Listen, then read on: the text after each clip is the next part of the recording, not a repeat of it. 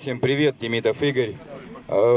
Скажу так, наверное, я чуть дольше скажу, чем Полина, ибо она более эмоциональна, а мы холодны, но прошли все. 10 января данного года с Росгвардией зашли строители, то есть уничтожители леса Троицкого. Мы делали флешмобы.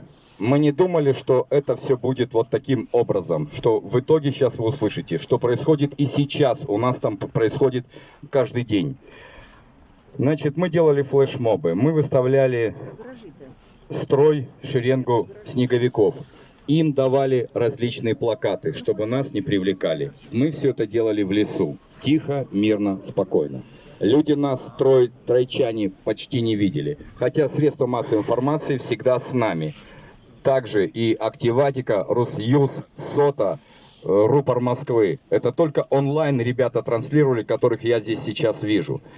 Значит, затем у нас обязательно Зеленая Москва. Вот да, ребята из Битцевского леса нам помогали изначально. Они нам рассказывали, объясняли и поддерживали всегда. Обязательно КПРФ у нас всегда было. Денис Андреевич выступал у нас, и не только он, и Елена Янчук, и Евгений Ступин, и Николай Волков.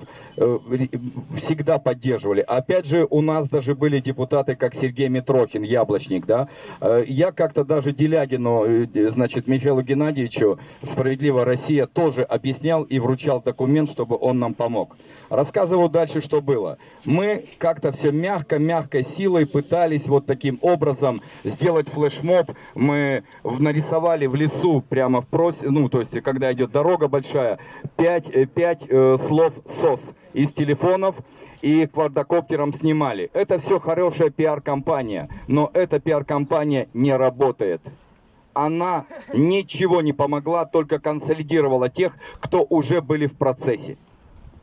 И когда мы реально увидели, что падают ели, которым более 100 лет, дубы, которым более 100 лет, в документах прописано, что якобы там орешник и какие-то насаждения по вырубке леса на всех билетах и, соответственно, нахождение данной местности.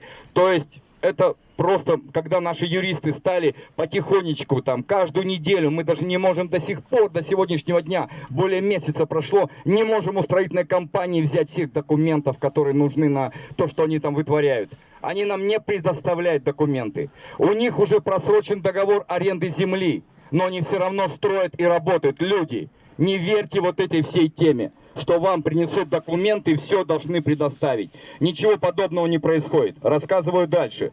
Значит, мы, люди города Троицка, самостоятельно, каждый, насколько кто понимает, стал делать различные листовки. Кто-то их раздает, эти листовки. Кто-то развешивает листовки в подъездах.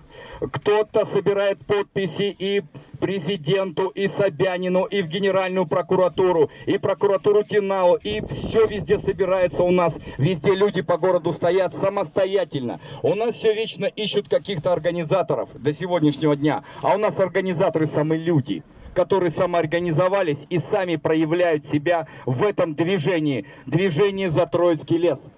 У нас собирают. Дальше началось самое интересное, когда 12-10 лесорубов, в прямом смысле слова, 2-3 минуты дерево упало, 2-3 минуты дерево упало. Женщины и мужчины стали обнимать деревья, и в итоге начальник ЧОПа, СМЕРШ, такой есть Виктор Бутевич, в Фейсбуке такой есть персонаж. Значит, он кричит: пили ей ногу, не стесняясь. Вы представляете? Он стоит и орет своему подчиненному: пили ей ногу. Это все Активатика показала, это все есть в